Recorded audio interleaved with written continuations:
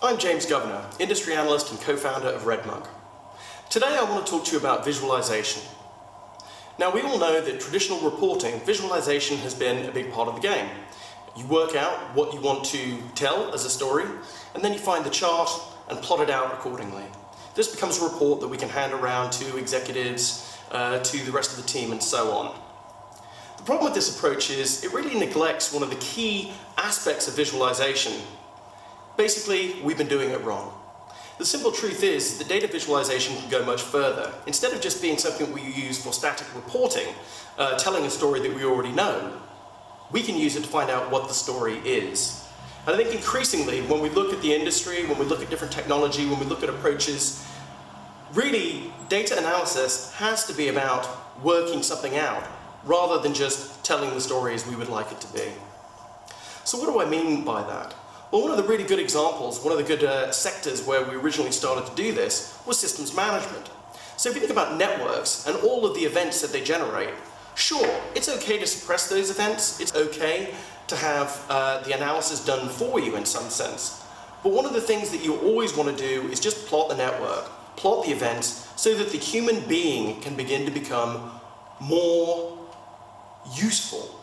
Because we're really, really good at something, and that something is identifying patterns. Of course, computers can do that. They're very good at the maths, but we're really, really good at dealing with ambiguity.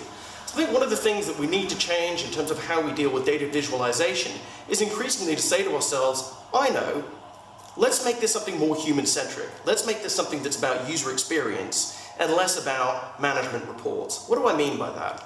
I think a really good example is, say we're going to build an application. And this application is designed for one thing, and that's to identify where we should put people that are collecting for charity. Okay, so we could build an elaborate computer program to do this for us.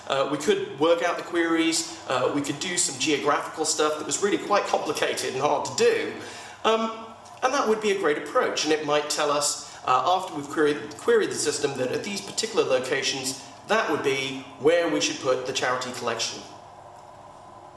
Well, what if we took a different approach, and instead of thinking about this as a purely numbers thing that we would then say, here are the locations to go to, we just did something really simple.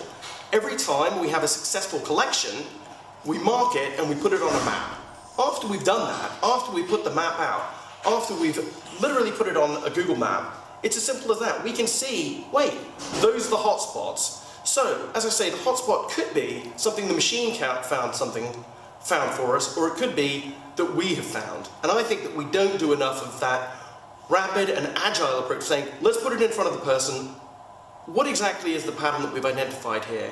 What exactly are the events? And then think about what we can suppress. So I say, being a little bit more active. We haven't done enough of that as an industry, and I think that's going to be one of the key trends, which is visualization for discovery, as opposed to visualization for static and simple reporting.